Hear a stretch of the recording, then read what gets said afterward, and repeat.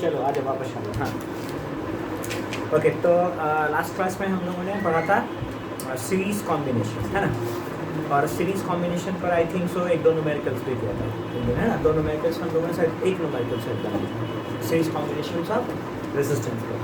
आज हम लोग बात करेंगे पहले पैरेलल कॉम्बिनेशन ऑफ रेजिस्टेंस पर कि what is the parallel combination of resistance, उसका एप्लीकेशन क्या होगा, किस प्रॉपर्टीज़ को फॉलो करेगा, तो वो सभी हम बात कर लेते हैं। उसके बाद फिर आगे हम इस पर दोनों पर न्यूमेरिकल्स करेंगे। तो नेक्स्ट आज जो हमारे पास है वो क्या है, parallel combination, parallel combination of resistance, है ना। Parallel combination of resistance. तो पहले तो समझना है कि पैरेलल कॉम्बिनेशन का मतलब क्या होता है, उसका डेफिनेशंस क्या होगा, कैसा उसका डायग्राम बनेगा, ये सब बातें डिस्कस करते हुए आगे बढ़ते रहेंगे। तो देखो पैरेलल कॉम्बिनेशन कहने का मतलब क्या था, तो ऐसा मान लें क्या कि इफ लेट करके चलते हैं, if R1 R2 and R3 तीन रेसिस्टर लेते हैं, जो तीन के लिए एप्लीकेबल होगा वही दो के लिए, वही n रेसिस्टर के लिए भी एप्लीकेबल होगा। तो if R1 R2 and R3 three resistor are connected in such way, है ना। So if R1 R2 and R3 three resistor are connected in such way that flow of current has multiple pathway in circuit।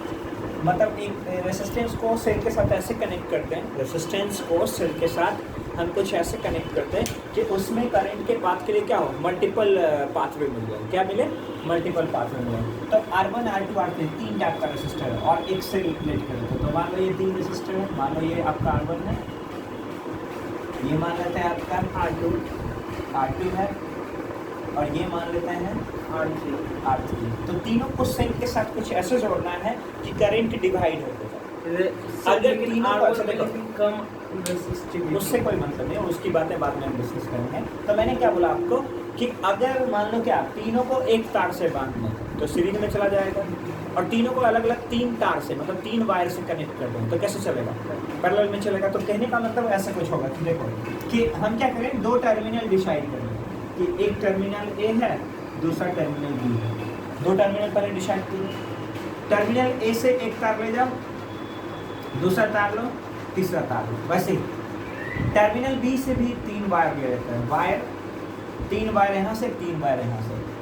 R1 को उठा के यहाँ पर ऐसे connect कर दिया, R2 को उठा के यहाँ पर ऐसे कनेक्ट कर दिया, और R3 को उठा के यहाँ पर ऐसे कनेक्ट कर दिया। ठीक है ना। फिर ये आपका है R1, ये आपका है R2, ये आपका है R3। इस टाइप के कॉम्बिनेशंस को ही हम लोग क्या कहते हैं, पैरेलल कॉम्बिनेशन। अब उसके बाद क्या करते हैं, टर्मिनल ए को सेल के पॉजिटिव वायर से और टर्मिनल बी को सेल के नेगेटिव वायर से क्या करते हैं, कनेक्ट कर देते हैं। तो ये नेगेटिव टर्मिनल और ये पॉजिटिव टर्मिनल, तो यानी यहाँ पर पॉजिटिव टर्मिनल ऑफ पोटेंशियल है और यहाँ पर नेगेटिव टर्मिनल है। तो खुद आप डिसाइड कीजिए करंट कहाँ से कहाँ फ्लो होगा, पॉजिटिव टू नेगेटिव या negative to positive, positive to negative. तो that current will flow from positive to negative. यहाँ पर आने के बाद आप ऐसा समझ लो कि आप चल रहे हैं, एक ऐसा मतलब प्लेस मिला जहाँ पर तीन रो है, मतलब तीन पाथ है।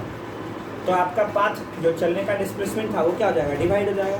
या तो आप पाथ 1 में जाइएगा, या तो पाथ 2 में जाइएगा, या पाथ 3 में जाइएगा। एक बार में तीनों में तो नहीं जा सकते ना। तो सेम चीज़ है, यहाँ से जब हम करंट भेज रहे हैं तो इसको तीन पाथ मिल रहा है। क्या मिल रहा है, तीन पाथ मिल रहा है। इस कंडीशंस में ये करंट क्या करता है, अपने आप को डिवाइड करके तीनों पाथ से चलेगा।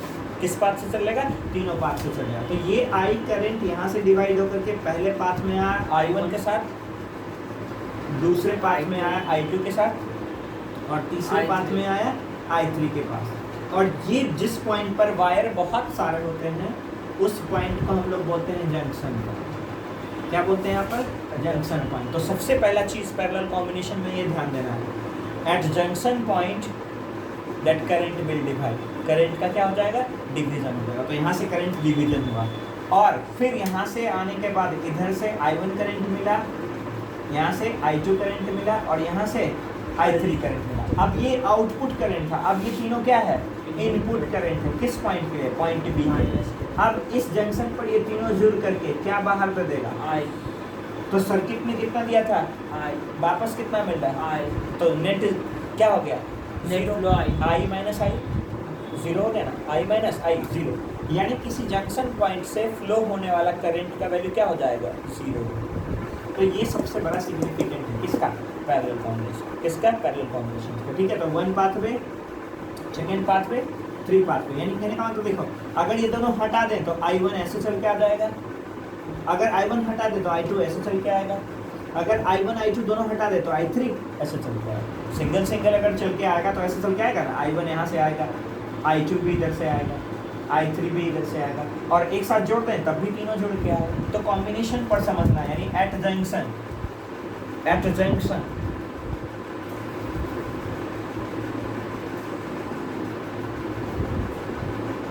at a junction in parallel combination,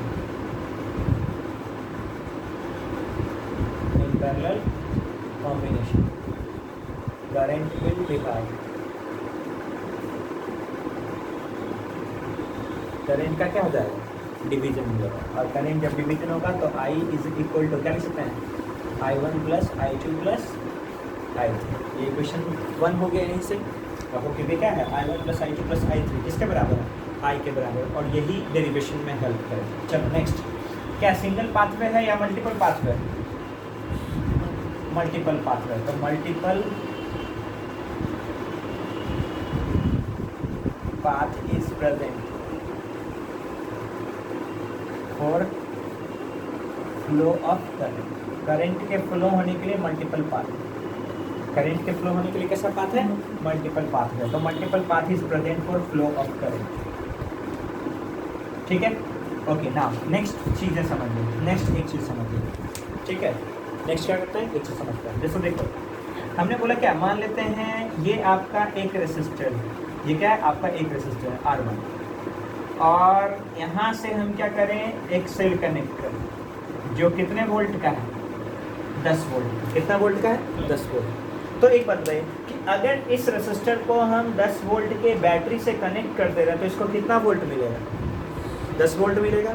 अच्छा, अब ऐसे समझो, एक रेसिस्टर है R2 ओम, उसको डायरेक्ट हम 10 वोल्ट के सेल से कनेक्ट कर दे रहे हैं। अब R2 रेसिस्टर को कितना वोल्ट मिल रहा है, 10 वोल्ट। अच्छा, तीसरा एक और रेसिस्टर था आपके पास, इसको भी हम एक 10 वोल्ट के सेल से कनेक्ट करते हैं। अब इसको कितना पोटेंशियल मिल रहा है, 10 वोल्ट। यानी R1, R2 और R3 तीनों को कितना कितना वोल्ट मिल रहा है, 10-10 वोल्ट। अगर तीनों को अलग अलग रखते हैं तब, तीनों को अलग अलग रखते हैं तब। अब एक चीज़ समझो कि अगर इन तीनों को एक साथ रख दें तब क्या होगा, उधर लग करके तीनों को अगर एक साथ रख दें, तीनों को क्या करें, एक साथ रख, बैठो खराब हो गया, ठीक है बैठो। ठीक कर दो। अब देखो एक चीज़, इन तीनों में ना एक चीज़ समझना बहुत कंपलसरी है, जो कि मतलब कॉमन है तीनों के कंडीशन। क्या कॉमन है ये चीज़ समझो। देखो, ये सेल का कौन सा टर्मिनल है, पॉजिटिव, और ये सेल का नेगेटिव। अच्छा, यानी सेल का पॉजिटिव और नेगेटिव टर्मिनल डायरेक्ट रेसिस्टर के पॉजिटिव और नेगेटिव से कनेक्टेड है। कनेक्टेड। अच्छा, यहाँ पर भी देखो, ये सेल का पॉजिटिव, ये रेसिस्टर का पॉजिटिव, ये सेल का नेगेटिव, ये रेसिस्टर का नेगेटिव, डायरेक्ट कनेक्टेड है। अच्छा, ये सेल का रेसिस्टर का पॉजिटिव, ये सेल का पॉजिटिव, ये रेसिस्टर का नेगेटिव और ये सेल का नेगेटिव, ये सब डायरेक्ट कनेक्टेड है।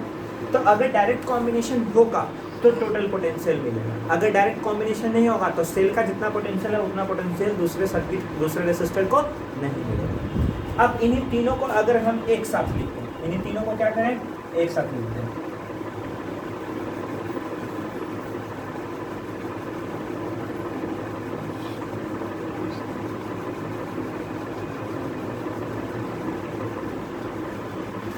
ये आपका R1 है, ये आपका R2 है, ये आपका R3 है,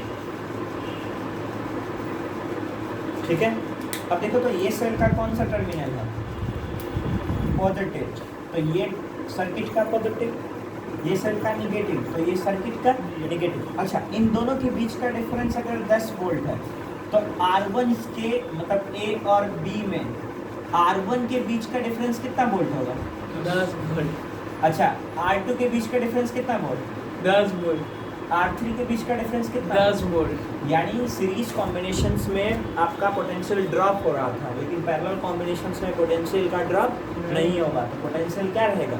कांस्टेंट रहेगा। क्या 10 रहेगा? वोल्ट। कांस्टेंट रहेगा। यानी कहने का मतलब क्या है, पैरेलल कॉम्बिनेशन को ऐसे भी हम समझ सकते हैं कि if the resistor are placed at the same potential difference, same potential difference बोल सकते हैं 10 वोल्ट पहले के लिए भी, 10 वोल्ट के दूसरे के लिए, 10 वोल्ट तीसरे के लिए भी।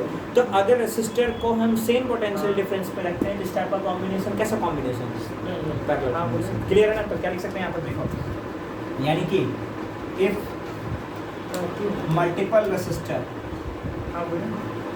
if multiple resistors are placed at same potential difference, है ना? तो देखो क्या करा, if multiple resistors are placed at same potential difference, then it is called what? Parallel combination.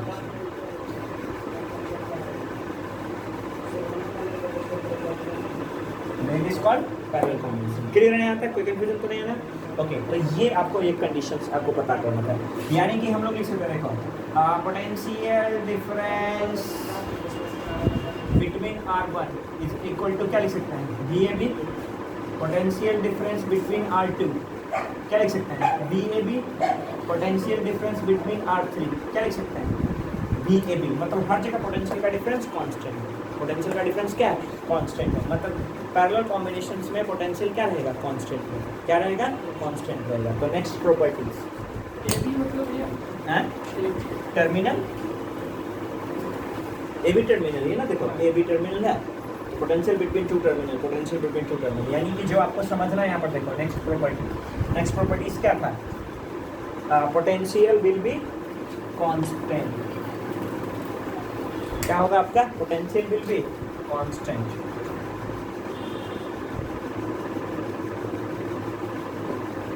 Will be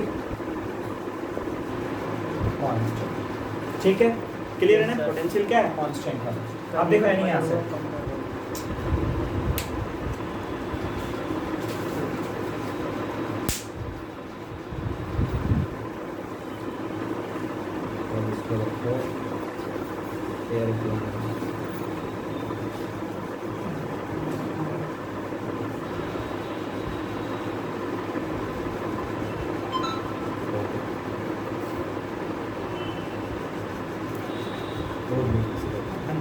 class चल रहा है, कैमरा चल रहा है, फिर भी तो देखो यहाँ पर potential will be constant. Potential क्या रहेगा? कांस्टेंट रहेगा। ठीक है, ओके ना। अब यानी कि यहाँ पर आपको समझना है पोटेंशियल कांस्टेंट है, तो दूसरा एक चीज़ क्या देख रहे हो? सभी पॉजिटिव टर्मिनल एक जगह पर, सभी नेगेटिव टर्मिनल, ये भी एक प्रॉपर्टीज हो जाएगा। तो क्या लिख सकते हैं? देखो all positive terminal, all positive terminals and all positive terminals placed at the same point, और दूसरा नेक्स्ट all negative terminal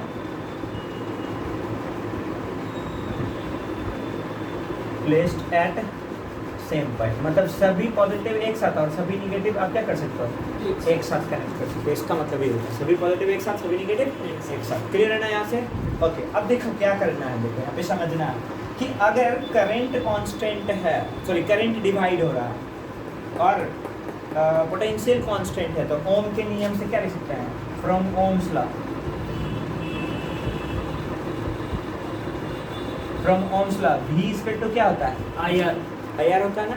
अच्छा, तो यहाँ से VAB इक्वल टू क्या लिख सकते हैं? I1 R1। अच्छा, VAB इक्वल टू क्या लिख सकते हैं? I2 R2। और VAB इक्वल टू क्या लिख सकते हैं? I3 R3। ऐसा लिख सकते हैं क्योंकि करंट तो डिवाइड हो रहा है।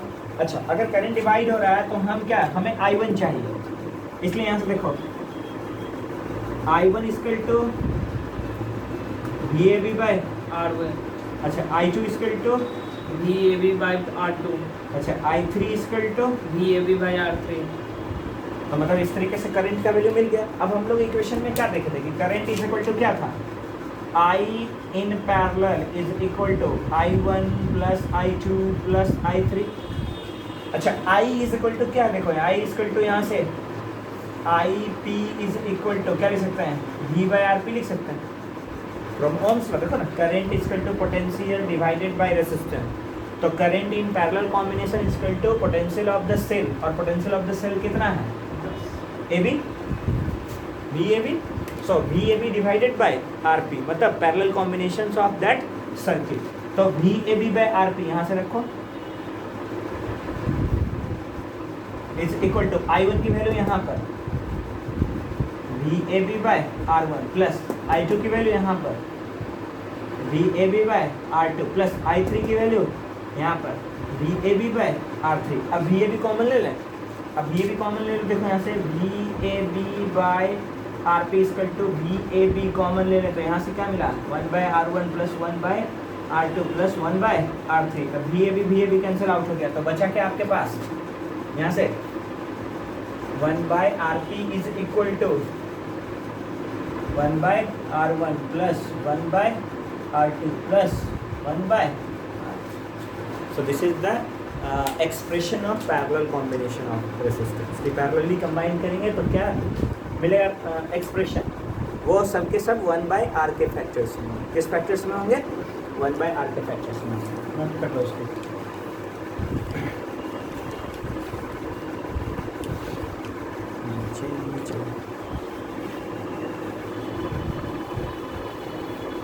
हमका सर हमको मेरा बंद कर दिया क्या? सब क्या सोचेगा क्या? इसमें से कहाँ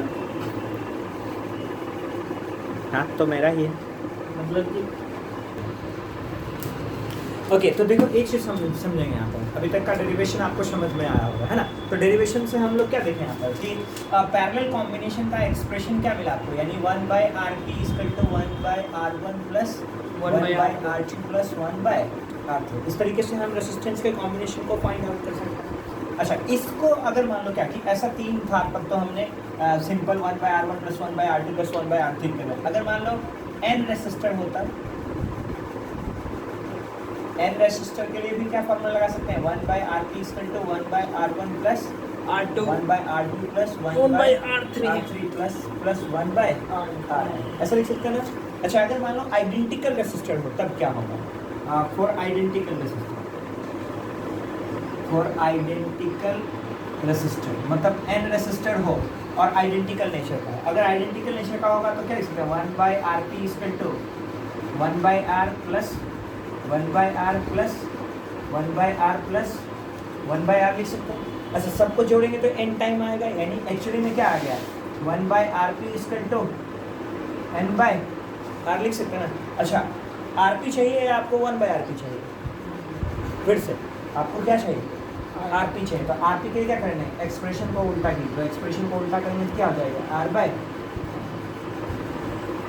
ठीक है यहाँ पर भी हम करेंगे यूनिटरी मेथड में। यहाँ पर भी आपका जो एडिशन का रूल होता है, फ्रैक्शन के एडिशन का रूल होता है, उसको फॉलो करके RP ही फाइंड आउट करेंगे। 1 बाय RP हमें फाइंड आउट करना नहीं होता। अब देखो एक चीज़ और, 2 के कंडीशन में मान लेते हैं for 2 resistor, for 2 resistor, 2 resistor के कॉम्बिनेशन में क्या कर सकते हैं। तो देखो 2 रेसिस्टर के कॉम्बिनेशन में ऐसा कुछ लिखे क्या 1 by RP equal to 1 by R1 plus 1 by R2।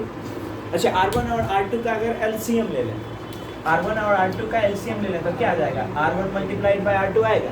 अच्छा R1 से R1 को डिवाइड करेंगे, बचा क्या R2 को 1 से मल्टीप्लाई करेंगे तो ऊपर क्या आ गया R2 प्लस R2 से R2 डिवाइड हो जाएगा, बचा क्या R1 को 1 से मल्टीप्लाई करेंगे तो ये बचेगा R1, it is 1 by RP। अच्छा अब अगेन आपको RP चाहिए या 1 बाय RP चाहिए, RP चाहिए। तो एक्सप्रेशन को उल्टा करो, एक्सप्रेशन को उल्टा करोगे क्या आ जाएगा RP इक्वल टू R1 गुना R2 divided by R1 plus, तो 2 के लिए डायरेक्ट ये आ रहा, 2 के लिए डायरेक्ट ये आ रहा R1 into R2 plus R plus R ये याद रखना है। 3 के लिए आप सॉल्व करोगे, नोट कर लो इसको।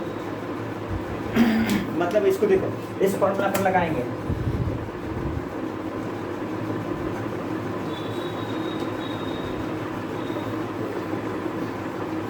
ऐसा कुछ मान लो, ये मान लो 2 ओम है और ये मान लो 3 ओम है, ठीक है ना। दो ही रेसिस्टर का कॉम्बिनेशन है, पैरेलल कॉम्बिनेशन है, कौन सा फार्मूला है, ये फार्मूला अप्लाई करेंगे तो आर पी इसको तो देखो क्या R1 गुना R2, R1 गुना R2 मतलब 2 गुना 3 divided by R1 plus R2, तो R1 प्लस R2 क्या हो गया 2 प्लस 3 मतलब आर पी इसको तो देखो 3 गुना 6 डिवाइडेड बाय 5।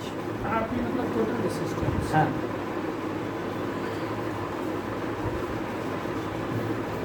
क्लियर है, ठीक है। अब 6/5 जो है वो 2 से भी कम है और 3 से भी कम है ना, 2 से भी कम है और 3 से भी कम है। तो यहाँ से एक रूल और समझना होगा आपको कि the equivalent resistance in parallel combination is always less than the resistance of individual, है ना, यानी इंडिविजुअल रेसिस्टेंस से वो क्या होगा लेस होगा।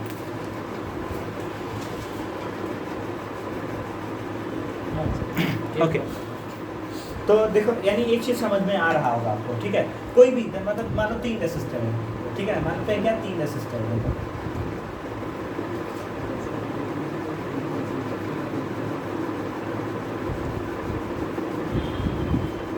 ऐसा भी डिजाइन रहे ना तो डिजाइन से घबराना मत, ये तीनों टर्मिनल एक जगह पर है, ये तीनों टर्मिनल एक जगह पर है, यानी पैरेलल कॉम्बिनेशन। कैसा कॉम्बिनेशन, पैरेलल कॉम्बिनेशन। अच्छा अब मान लो क्या है ये आपका सेल है, मान लेते हैं यहाँ पर है 2 ओम, यहाँ पर मान लेते हैं है 3 ओम और यहाँ पर मान लो है 5 ओम।